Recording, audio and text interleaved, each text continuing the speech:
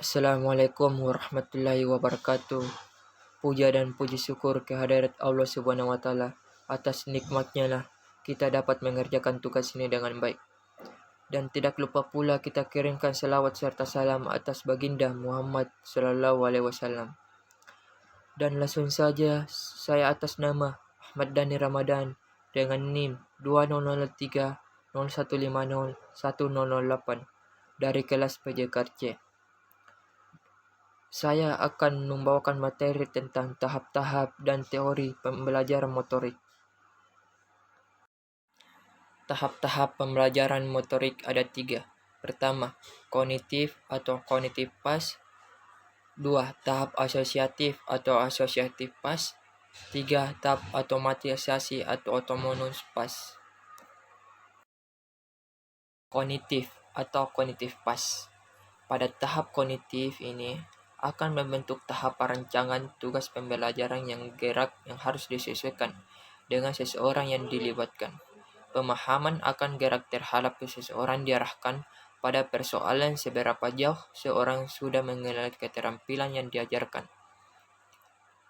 Berdasarkan pengalaman seseorang tadi, maka tingkat kemampuan gerak terhadap kelompok berdasarkan tahapan pembelajaran.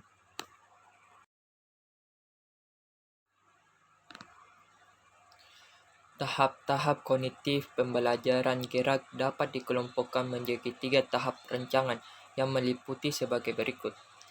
Pertama, rangsangan informasi dan memproses informasi. Pada fase rangsangan informasi dan memproses informasi ini, seseorang akan menerima informasi gerak melalui respon dari gerak yang ditangkap oleh indera seseorang untuk kemudian dilakukan. Tahap proses pengelolaan melalui penyaringan informasi positif dan negatif. 2.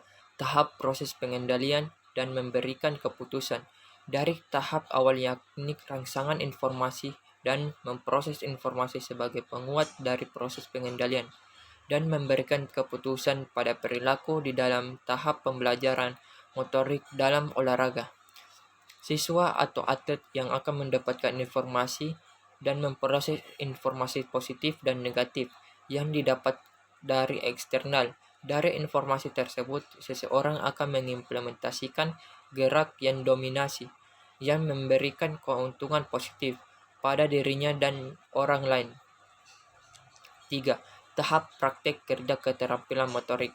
Tahap praktek kerja keterampilan motorik ini merupakan turunan dari tahap seorang mendapatkan rangsangan informasi, memproses informasi, tahap proses pengendalian, dan memberikan keputusan.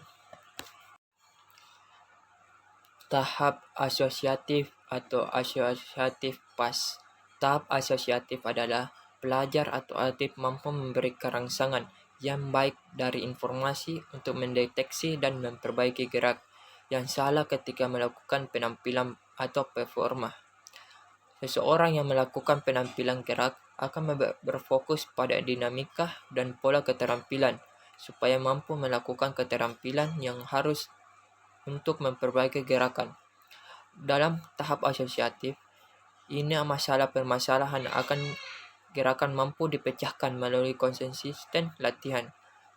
Sehingga fokus langkah berikutnya yang dilakukan oleh seseorang yaitu mengorganisasikan pola gerak yang lebih aktif dan efektif untuk perubahan gerakan yang meningkatkan pada gerakan yang dilakukan sebelumnya.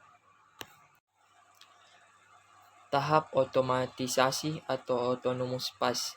Tahap otomatisasi atau autonomous pas adalah mencakup tahapan capaian gerak yang efisien setelah seseorang melewati proses latihan yang berulang-ulang.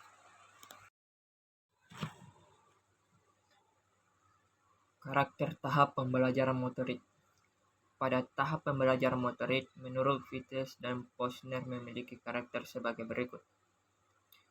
Pertama, tahap kognitif atau gerakan lambat, tidak konsisten dan tidak efisien. Aktivitas kognitif yang cukup diperlukan. 2. Tahap asosiatif, gerak lebih cair, handal, dan efisien. Aktivitas kognitif kurang diperlukan. 3. Tahap otomatisasi, gerakan itu akurat, konsisten, dan efisien. aktivitas kognitif sedikit atau tidak diperlukan. 5 jenis teori belajar menurut para ahli yang paling terkenal. Pertama, teori kognitif. 2. Teori behavioristik. 3. Teori humanis. 4. Teori konstruktif. 5. Teori Gestalt. Teori kognitif. Teori kognitif mulai berkembang pada abad 20-an. Secara sederhana, teori ini menggambarkan bahwa belajar adalah aktivitas internal yang terdiri dari beberapa proses, seperti pemahaman, mengingat, mengelola informasi, problem solving, menganalisis, prediksi, dan perasaan. Teori behavioristik. Teori yang dianut sejumlah ilmuwan seperti Guy dan Berliner ini menyatakan bahwa sebuah pengalaman mampu mengubah tingkah laku, kebiasaan, atau proses berpikir seseorang sebagai hasil proses belajar dari pengalaman sendiri.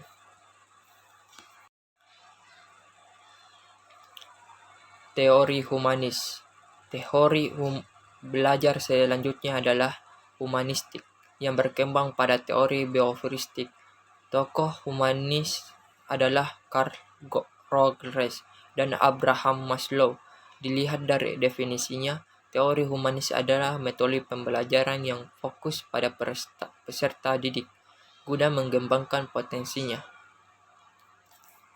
Teori konstruktif. Teori konstruktif sejatinya sudah ada dari dulu, namun masih digunakan sampai sekarang karena bersifat efektif dan mampu beradaptasi dengan baik terhadap perubahan zaman. Lewat teori konstruktif, peserta didik diajak untuk mendalami pengetahuan secara bebas atau juga bisa memakainya sesuai pengalamannya.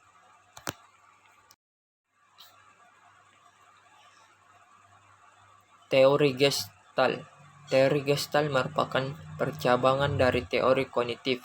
Teori ini muncul dari buah pikiran seseorang psikologi Jerman, yaitu Max Wertheimer.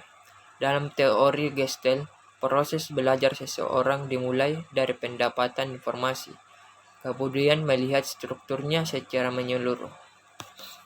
Kumpulan prinsip atau penjelasan tentang belajar yang bersumber dari menemukan empiris yang berkaitan dengan peristiwa belajar. Teori-teori belajar yang merupakan sumbangsi dari para pemikiran tentang manusia dan kehidupan pada banyak yang digunakan oleh praktis pendidikan oleh merumuskan teori-teori belajar dan mempraktekkannya dalam kenyataan. Belajar merupakan atau proses perubahan perilaku atau relatif permanen sebagai akibat dari latihan dan pengalaman di masa lalu. Sekian dari materi saya sampaikan. Lebih dan kurangnya mohon dimaafkan. Wabillahi taufiq wal hidayah. Wassalamualaikum warahmatullahi wabarakatuh.